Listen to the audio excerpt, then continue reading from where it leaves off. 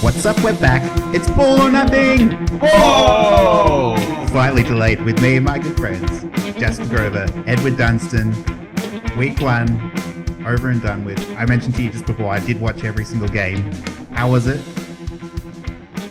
Well, I didn't watch every single game, so I can't speak to what I did see. And the last one I saw was pretty piss poor, so not great overall, I'm going to say. But Are you talking about the Saints versus Freo game and not having enough goals, Jasper? Yeah, that was definitely not the whole game of trash. All right. What I wanted to do is, rather than go back through every game from last week, let's look ahead to the games that we saw this week. And we'll just sort of like reflect on what we think will happen based on what happened last week, if that works well. First off, though, I wanted to get a gauge of how you thought, in last episode, we sort of talked about how we expect the season to go, how we think certain teams will go, Gold Coast Suns, how they didn't go, and then what we kind of think about going into round 2 and how we think that will reflect. So the questions I had was, what went how you thought it would? What went so how you thought it would that it's scary? What didn't go how you thought it would? And what were you horribly wrong about? I can kick us off unless anyone wants to go first. Yeah, go for it, man. Okay. What went how you thought it would? I thought that the Melbourne Dees looked as good in the preseason as they did on Saturday night against the Dogs. And I think that really reaffirmed for me what a complete team they are. What went so scary good that I thought was, I've been really, really high on Port Adelaide, or should I say Port Flagelaide, and they played an amazing game against the Lions. They were fantastic, and we'll talk about it later with Jason Horne-Francis and company. I'm so glad you have jumped on a flag bandwagon after one round of football. Peak AFL on them supporter. Before round 1, really. Every pundit, is just like, yeah, Essendon, could play finals. Who knows? Port Adelaide definitely going to make the grand final, and Gold Coast cooked. So yeah, keep going. So last week, Jasper mentioned his darling team. He'll be following Brisbane Lions probably closer than his own football team, Hawthorn Hawks, this season. Well, I did say, let's not go to extreme say I'll be following them more closely, just that I think they'll have more success. So I'll watch more of the games because they'll play finals at least. Sure. Well, will they? I am going to jump on the Port Power Flagelaide Football Club. What didn't go how you thought it would? So maybe it's like a longer conversation, but Swans versus Gold Coast. I was really counting on the Sydney Swans taking a step back after what happened in the grand final and sort of having the wind knocked out of them and losing all momentum. And I don't know if it's because the Gold Coast Suns, we kind of had this sort of like higher expectations, like, okay, right, they have to make finals this year. They've never made finals. It's got to be this year.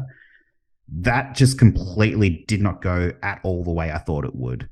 Swans were completely dominant. I think like if the Swans played how they played on Saturday night in the grand final, it at least would have been a competitive grand final.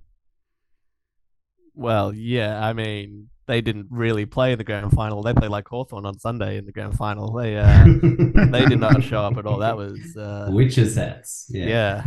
They played like actual Swans playing football. So yeah, it's I mean, what the 2015? How were they? I can't remember what their 2015 season was like after they got thrashed in the 2014 grand final. And then they lost the 2016 grand final, obviously. That was a much closer affair. So they've had a few thrashings, but they're similar to Geelong in that they've always been thereabouts for the last decade plus. They haven't really dropped off, except maybe 1 or 2 seasons. Last week we talked about the Gold Coast Suns and our high expectations of them. Did you get a chance to watch the game at all? A few bits and bobs. Yeah, it was as bad as the scoreboard looked. Really? Yeah, it looked very depressing for a Gold Coast fan. The first quarter, after quarter time, it was like 32-1. And then the Suns did manage to get 3 goals back. So it sort of looked competitive for a little bit. And then the Swans they were never out of control. That's not good. The only time they were out of control was when Buddy's elbow went out of control and smashed into the opposition's face. Which he received a 1-match ban for. Which, oh my God, that's such a Buddy suspension. He's like sent some guy to like hospital or something for like a broken face, and he's like, gets one Do game. I have to take you back to 2010 when he barely grazed Ben Cousins and he got 2 weeks, and we took it all the way to like the Supreme Court, and they would Ben Cousins' nose was probably like lodged back into the back of his brain. Mate, like, that can't be possible because Ben Cousins' nose doesn't exist anymore. Oh, true. Yeah, it's basically out. Michael Jackson. Hollowed out from drug use.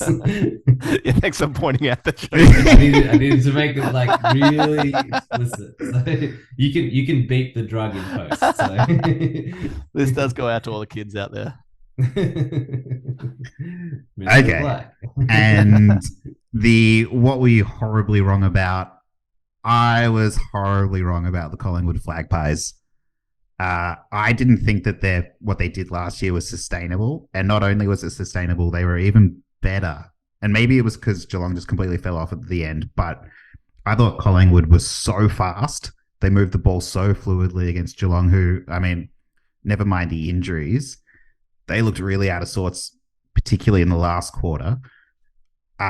It could be a challenging year for Geelong. I was looking at, for a lot of that game, our midfield was made up of Tanner Bruin, Max Holmes, and Jordan Aikens, and just whoever else we could find.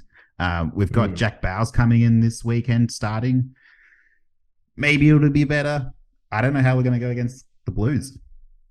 I gotta take umbrage with you calling them flag pies, but then you had Port Flag Adelaide, whatever you call them. You can't have 2 with flag. You can't have 18. Of course I can. Of course I can.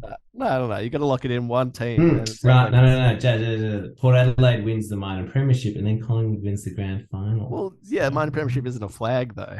You don't get a flag for the minor premiership? No. I would much rather it the other way around. But, and speaking of those two teams, they play each other on Saturday at 1:45 p.m. at the MCG. That's not a primetime game. What a segue. I know, it's crazy. I mean, but also it's like, it's not a floating fixture. So, of course, everyone complains about the fixture. Like, why isn't this game on at another time? But it's like, well, they already freaking scheduled this thing in. So of course the AFL's bloody speaker here is on their side. I am an apologist. You love AFL, defending this. I think I like authority, I guess. So. I'm very pro flex. I really enjoy when they start flexing games. Yeah. Okay. So which we'll get into. So who? Now that we're talking about that game, who's going to win? The flag pies or the Port Power flag power, whatever they're called? Flag power. Flag power. That sounds quite extreme. Hopefully not too extreme. So I've tipped Port Adelaide to win that. Oh, they aren't the favourites. No, I'm looking at it as Collingwood are $1.54 and Port Adelaide at $2.50. Yeah. Oh, they aren't the favourites. Sorry. Yes. No, I know. That's why I think it's a little bit spicy. But I thought... So, okay. Let's talk about Port Adelaide versus Brisbane Lions. Oh, I was going to say... Before we circle back around to this game. Okay, all right. We'll get to this. I actually watched a bit of that game, and it was like a close fought game for a bit. Then Brisbane looked really good, and then Port Adelaide kicked like the next 10 goals, and it was all over. So...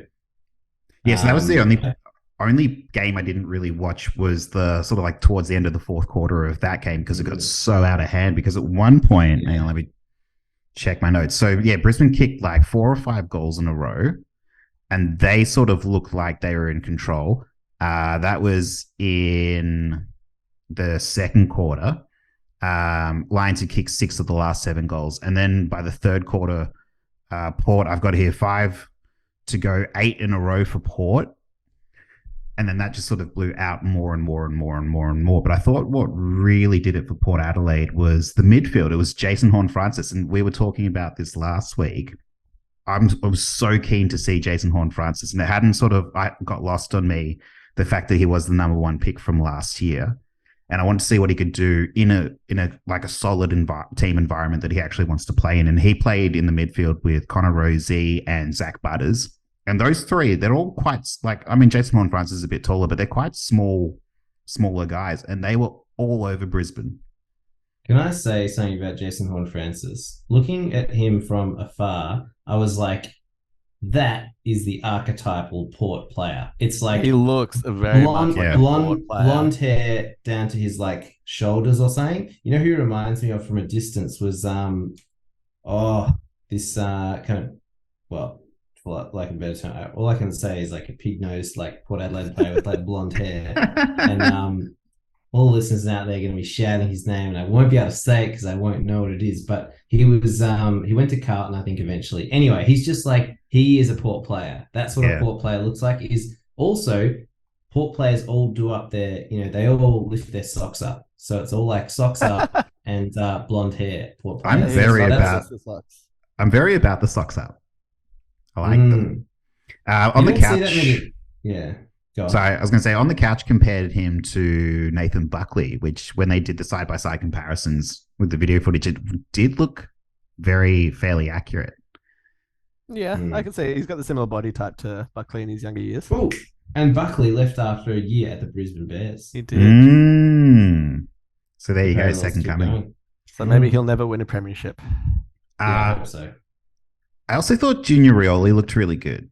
He sort of also slotted in. If it weren't for Jason Horne-Francis, it would I think we would have been talking more about Junior Rioli and his ability to kick goals as well. It looked pretty good. Hipwood and Gunston didn't even touch the footy in the first quarter.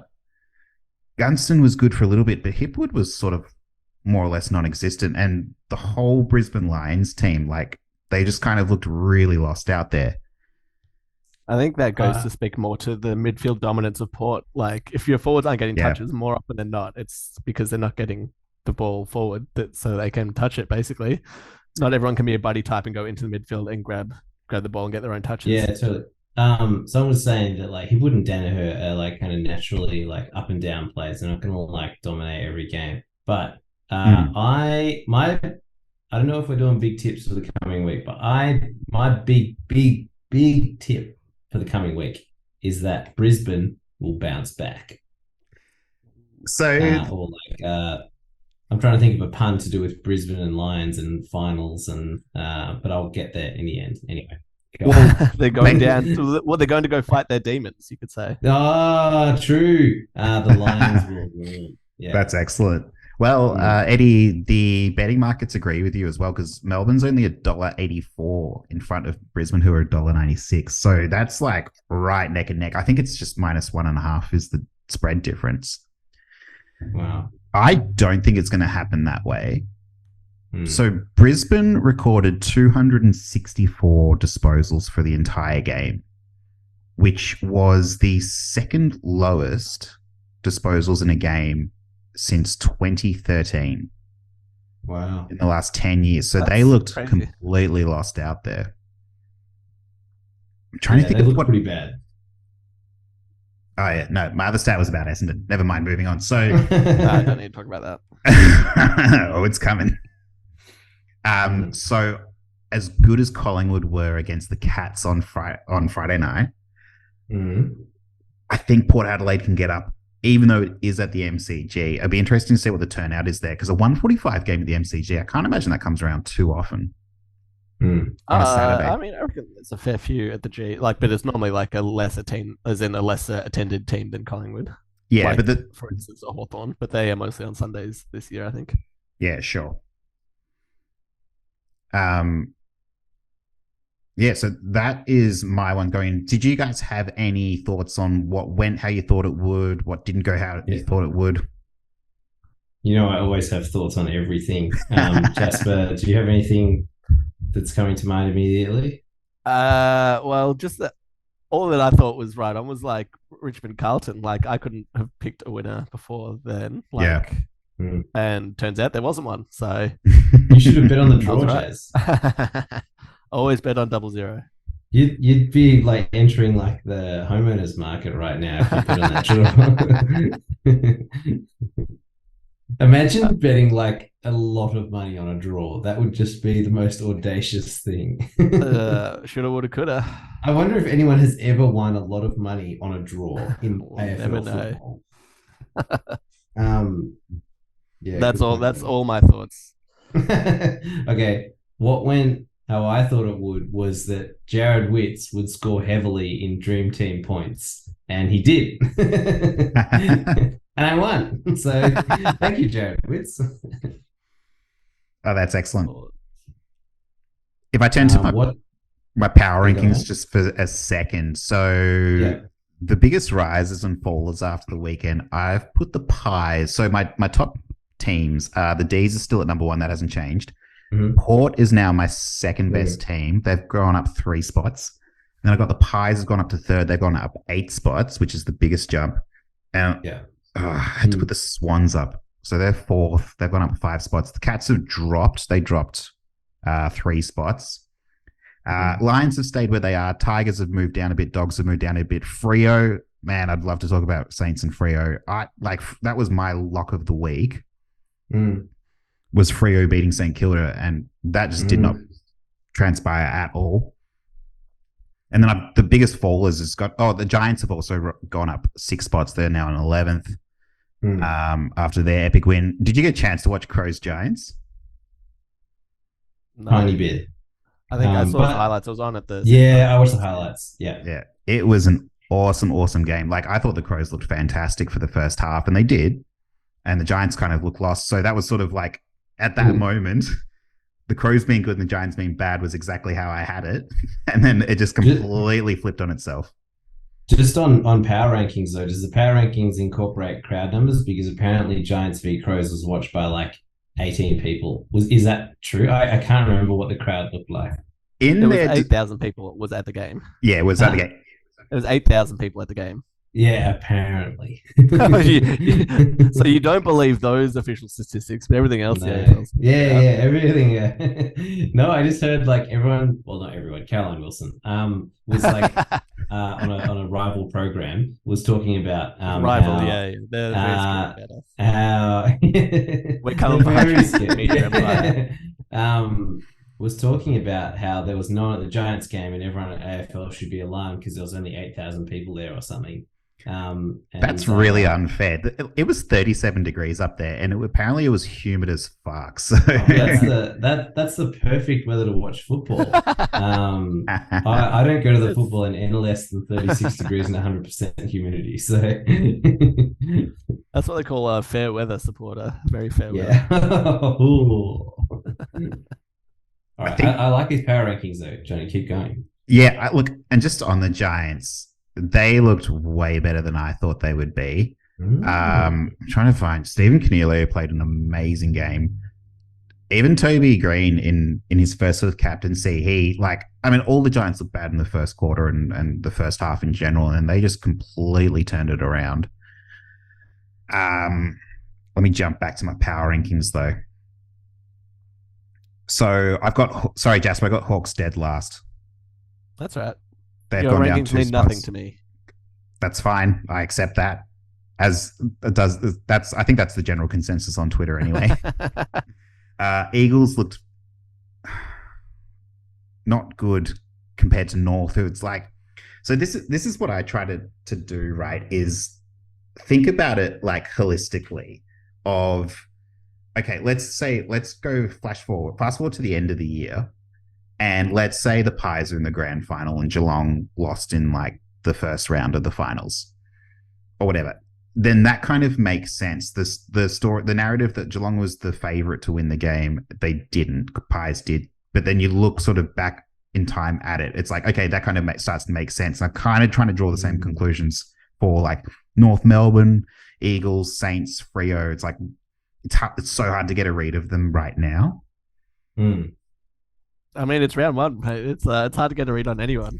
I think, okay, so my verdict on the Eagles is the Eagles are like me when I think about like my fitness level is like I think of myself as being fit because like years ago I could run a very, very long distance and I'm like, I'm still that guy. And then actually on paper, like in the reality, I'm like, I'm not nearly as fit as I was. And I think the Eagles are like, 2018, we won the grand final. We still have many of the players that played in that team. But the reality is that they're actually really shit and they're going to finish in the bottom 3 places this year. So I think they're just slowly catching up to that idea that they're not actually good and they're really, really bad. So, yeah. I mean, if they're only just now catching up to that idea, it is very slow after last season. Well, everyone's like, oh, I think maybe they'll like bump up a little bit. But it's like, I don't think they will. They lost to North. North is atrocious. Like, yeah. So that's the thing that's hard to understand is like, you like think about their like they've got star players like Dom Sheed was but they were like Luke Shuey's a good player. Tim Kelly's a good player. Oscar Allen's a really good player. Jerry McGovern's a good player. Shannon Hearn, like it goes on, but they all just sort of they seem to be too old. It's just not clicking. Like it's like you watch them, and it's like no one can be fucked playing footy. Yeah, well, a good player past their prime is a bad player. So that's my golden rule. You should say something like that. Yeah, that's right. Eagles play Sunday night against the Giants in Perth. Oh, that is such a Sunday night game. It's going to be at home watching it. It's going to be brutal, but it might be good. Like Giants might be good to watch. Now I'm kind of like semi-excited about them. Yeah. Giants could be good to watch. You just need it to be close at the end of the third quarter, and it can be a good game. It's over in WA, which gives them a massive boost, I think. They play a lot better at home. That's true. That's totally fair. All right, Ed, let's move to the game before that. Your Essendon Bombers are taking on the Gold Coast Suns, and they are pretty heavy favourites to win the game. Based off of what you saw last week, are you inspired? Do you think that they can beat the Suns? No. I'm actually. We're gonna have. How can you come off last week against the Suns and their game last week and play them at home and not be confident that you will beat them? Carl Reeves could come off the bench and kick another 7 goals against them. The greatest trick the devil ever pulled was convincing an Essendon supporter that their team is going to be good this year. So. And so just never ask you if you're confident that you're going to beat a team this week. No, because I think we are a very much unproven quantity. And I'll be completely blunt with you, Jazz. I rewatched a little bit of that Hawks Essendon game, and I don't know what happened to your team at like in the third quarter, but you genuinely looked like witches' hats. So it was like I'm like, I mean, I'd like to tell you, but I was in a bar watching it from the TV. If Essendon's looking like the Harlem Globetrotters running around Hawthorn, then there's definitely something wrong. What I do think is we got structure. I just think that the Gold Coast Suns is actually not a bad team, and I think that it might be close, but I would still probably tip Gold Coast just because, like, I reckon Gold Coast. Yeah, I would. Yeah, Ed, I think you need to go back and watch that game on Saturday night. Gold Coast. Yeah, I didn't see much bad. of it. I just think that I just think they'll bounce back. It looks like you're going to have Jake Stringer playing. Yeah. Does that change your vote? Look, I think we could win. Absolutely. I just reckon it's probably like a 50-50 game. Because Gold Coast won't be as bad this week, and we won't be as good. So. I reckon 50-50, and I will just tip Gold Coast. How did you find the game on Sunday? In a word, orgasmic and very satisfying. That's a verb. Yeah, sorry. Aren't verbs words? What you did when you were watching the game. So yeah, it was great. It was just so nice watching my team just like absolutely towel up another team. I'm so glad you didn't come because I would have felt pressure to be in the seats watching the game, and I was much happier watching it in the bar. Yeah. I think it was I actually like. So last season I experimented with just being like chilled out, trying to watch the footy or trying to chill out and watch the footy around. Because like don't do drugs, kids. Yeah, well, no, because whenever I yell, my dog gets like jumpy and stuff, and then and and like because it's very like sudden yelling, I'm like quiet, like, and so anyway, I experimented with that, and I was like, you know what, I actually like doing that, and so You've I gone the wrong decided way, to, mate. You should be just yeah. yelling non-stop to get him acclimated. Yeah, I know.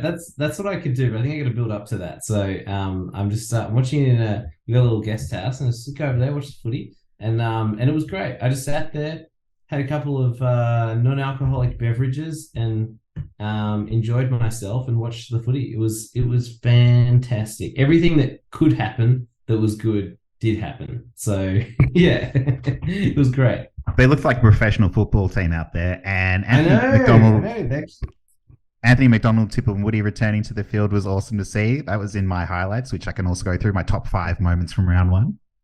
Oh, very nice.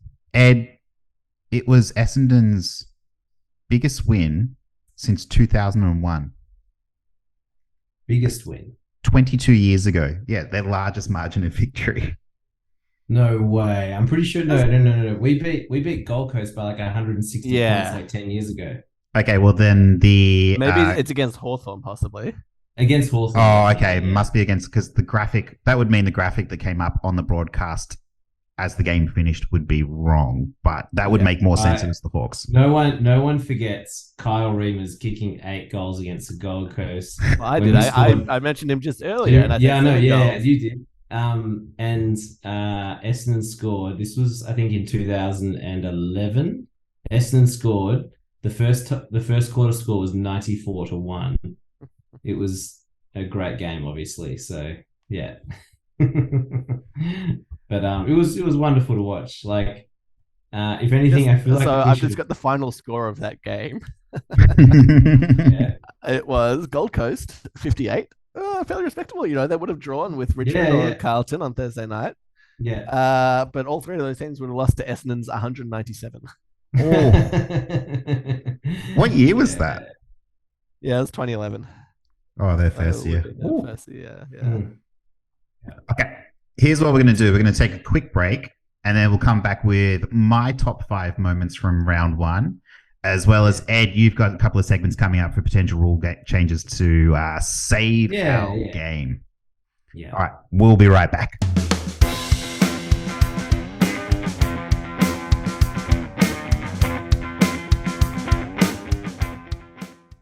All right. Let's jump back into it. Ed, finish up with what were you horribly wrong about? Is that what you wanted to go with? Yes. Yeah. This is a good take purge. There's no shame. Yeah. There's nothing wrong with being wrong. We learn and we move on. Yeah, good. You said, you can edit this bit. I didn't realize you were recording. Yeah. We're live.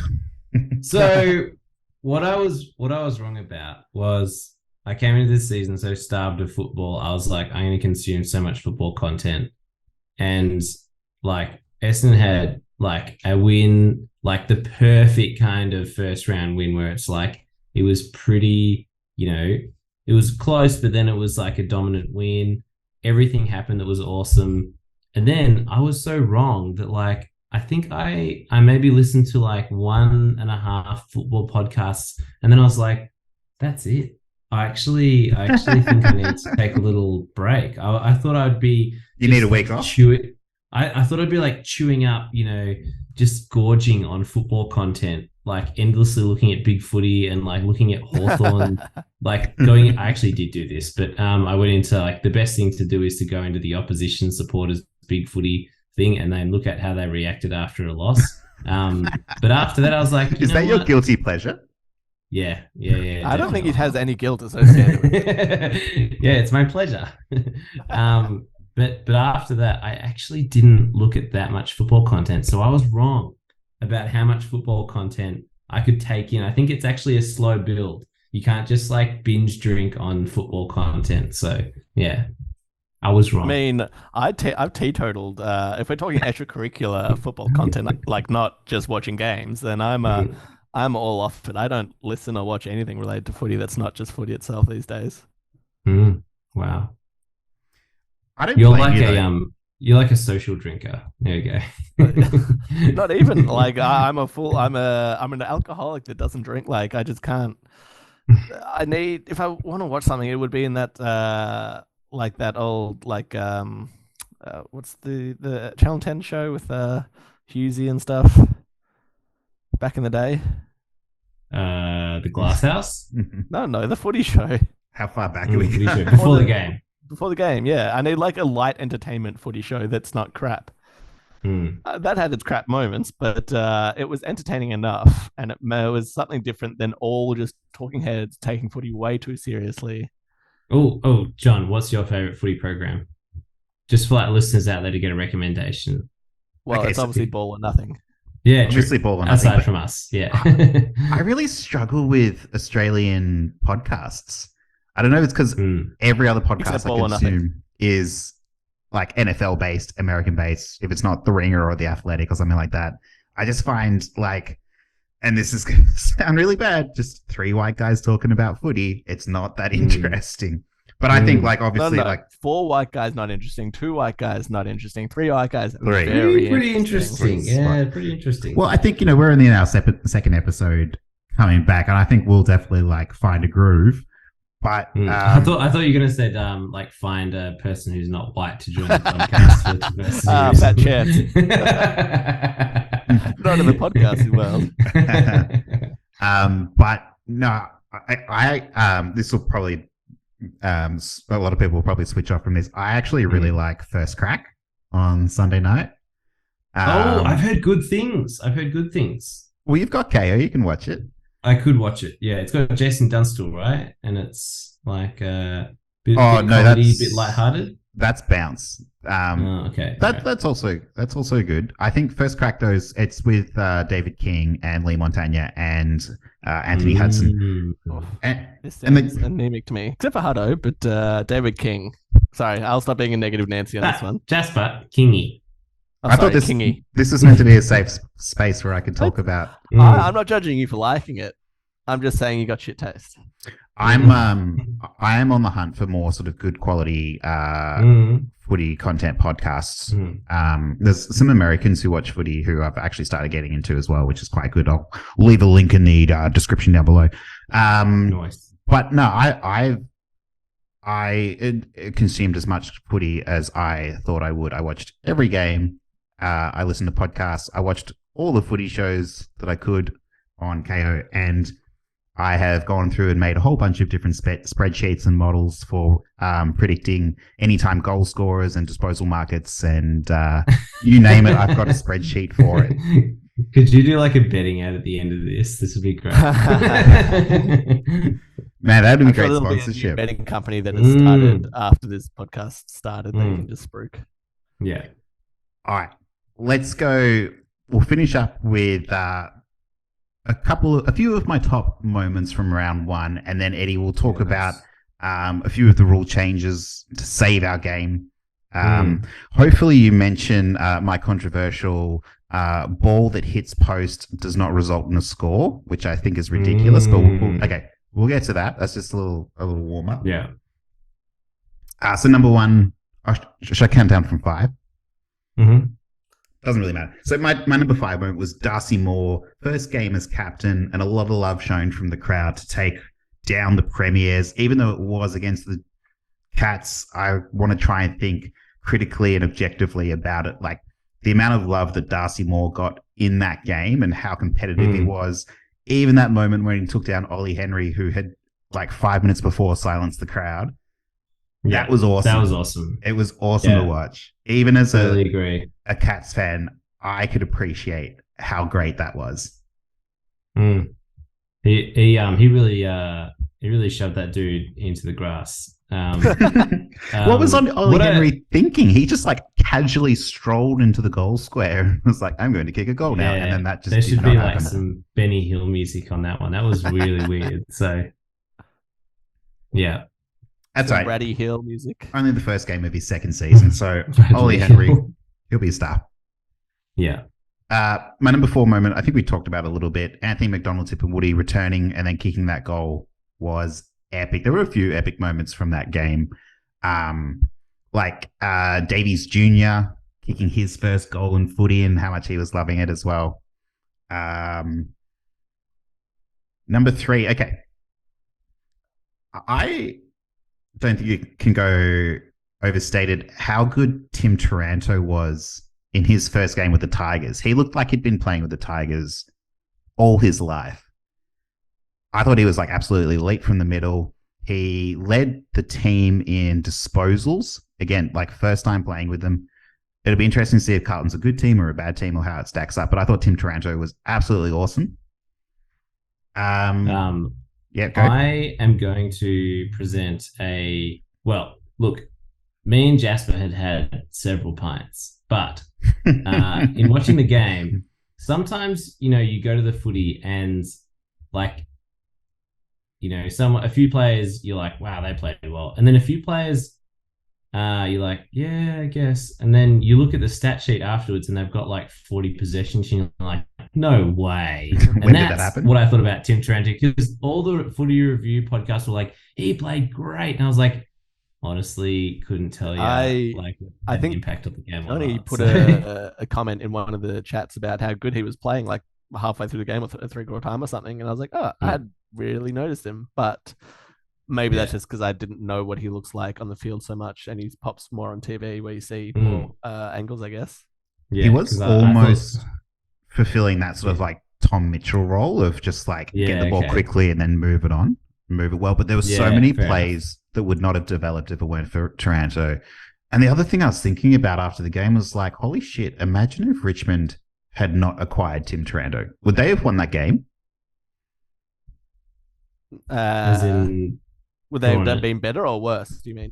Worse. Much worse. Like, he was their leading player by far. Well, they didn't win the game anyway, but would they maybe he was holding them back. Probably. I mean, but especially for that game at least. Like, if your best player's not there, then you're probably not going to play well. Maybe Tim Taranto is not going to be the icing on the top. Maybe Tim Taranto is going to be the Tim Kelly to the West Coast Eagles, where he comes in just as they're like sliding down, and they become a bit of a nothing team. So, just putting it out there as a possibility that could happen. So, that'd be nice. And so, yeah, like I'd mentioned last week, my love for Tim Taranto and my fantasy teams last year. So I was excited to see that 32 disposals. Daniel Rioli was also just quietly Richmond's second biggest disposal getter with 27. And really? I did notice him at the game. He was off the back flank. He was doing a lot going forward. 17 kicks, 10 handballs, and 7 marks, 4 tackles. He was awesome. He was really, really good. Wow. Not sure how much you guys saw of the Eagles in North Melbourne, but Harry Sheezel, first gamer, he was finished with 37 disposals. Third most all time in a debut game for a player. All time. That is amazing. What's even more amazing is that somehow this young man and the support for him in the crowd has ignited a debate around the Israel-Palestine conflict. So, I did see that. Did you hear about this? I did hear about that. The AFL had to come out and clarify that they do support the flag. Because when that came out about like, there was controversy, and I was like, it's the Israeli flag. I feel like that's probably not that controversial. Like, if it was maybe like burning a flag or something, I could be like, yeah, okay, slightly controversial, burning a flag in a football game. Okay, maybe like the Russian flag or something like that. I'd be like, okay, maybe that's probably not just right now, but thanks, Eddie. Half of our bots just turned off now. Thanks. What? He doesn't like listening. I'll cut that out. Yeah. Yeah. So if you go by the AFL's mouthpiece, they've come out and said, it was a miscommunication. We didn't actually mean to say what has come out in the media has been said. So was what happened? Someone was trying to show support for Sheasel, and then someone else was like, I don't like that flag. Did they say that to like security or something? And security was like, hey, you have to stop waving your flag around.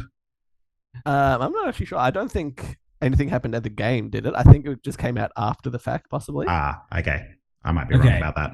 Question for you two is flag waving more controversial than just having a flag up?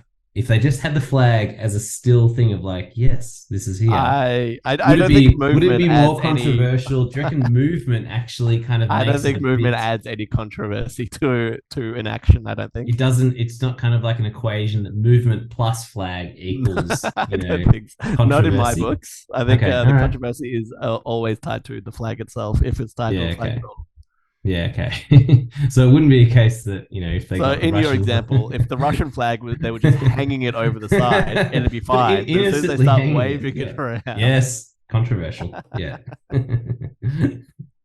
In podcast years gone by, I was obviously very like politically charged and opinionated in the podcasts that we would do. So I've been trying to take a back seat on like political issues. But are you going to be you're going to be the politically new? What's the dude on the front bar who's the kind of the straight man? Andy Marr. That's the one. Andy Marr. Do you mean Andy Marr, who I worked with last Thursday? Oh my God! Yes, celebrity spotting. Yeah, cool. Andrew Gaze on their afternoon drive show. Nice. Yeah, it was good. Was he like funnier in real life, or oh my God, he was. Did you get a peek at him in the urinal or what? Jesus. No, in all seriousness, I wasn't sure how it would go with Andy Marr and Andrew Gaze, and they were both so nice. Andy Marr just wanted to talk all the time. He was so welcoming and so humble and so cool. Nice. I really appreciated that. He actually does seem like he would be a relatively welcoming, celebrity human being. It seems like a dad, and you're like, oh, my mate's dad's pretty dorky, but he's nice enough. He was talking with everyone. Oh, that's awesome. You know how like some people on TV seem lovely, and that in person they would be a total dickhead. So but that's awesome, man. Definitely was not them. Gazy was nice as well. He was sort of a bit like hit or miss of whether or not he wanted to be there. But no, he was still nice as well. And they were really easy to work with. They had no limitations on like what I could film or shoot or whatever. Cool. All right. I've talked enough about Jason Horne-Francis, so let's jump into Eddie. Final segment. Send us home.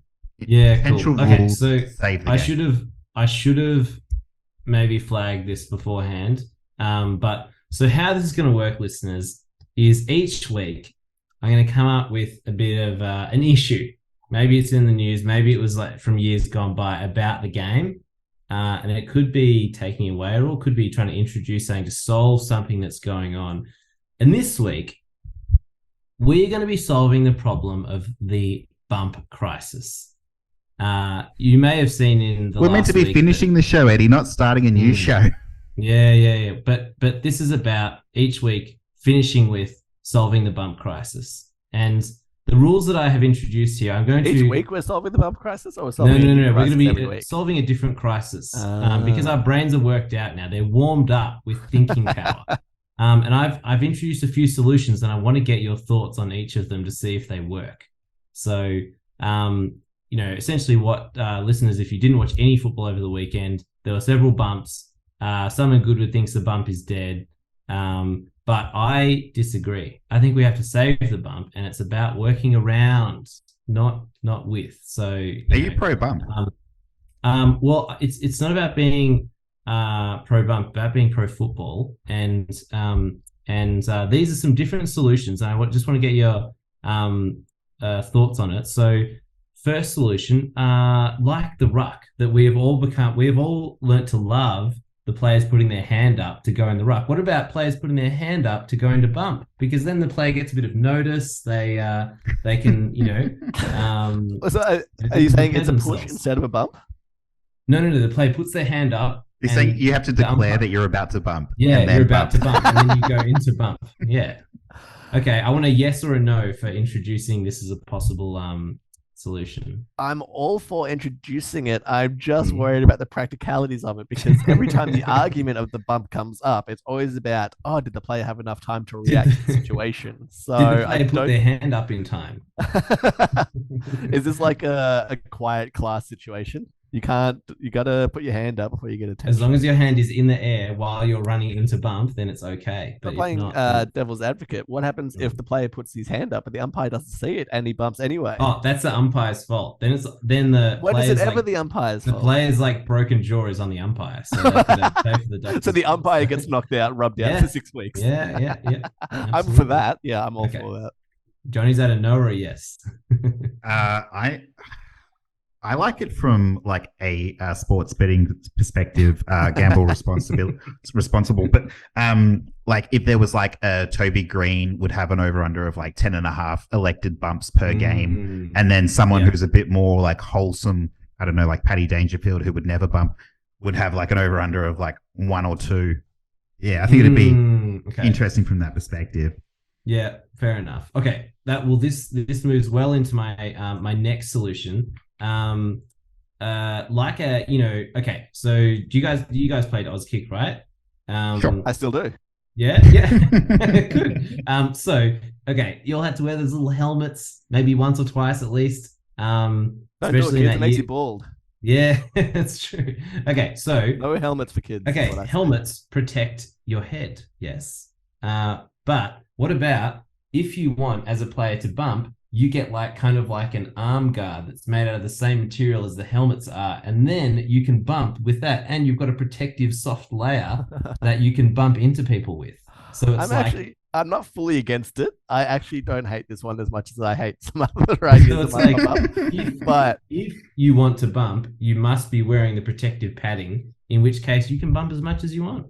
I'm for it because I want the bump to come back as well, as long as everyone's safe and there's no head injuries. We don't want any CTE, of course. Yeah. I do think if you're wearing padding, you're more likely to be thrown around shoulders. So maybe if it comes with a loading, where if you are in trouble, you get 1.5 times, maybe 2 times what you would normally if you weren't wearing that. Yeah. Penalty, and so it's you gotta wear the risk. Yeah. Okay. Fair enough. John, what's your thoughts? My feeling is that we're sort of starting to enter into like Harry Potter Quidditch territory, where rather than all players have the option, I think it would work better if it was like a specific position. Special player. Yeah, if there was a position who That's actually an awesome idea.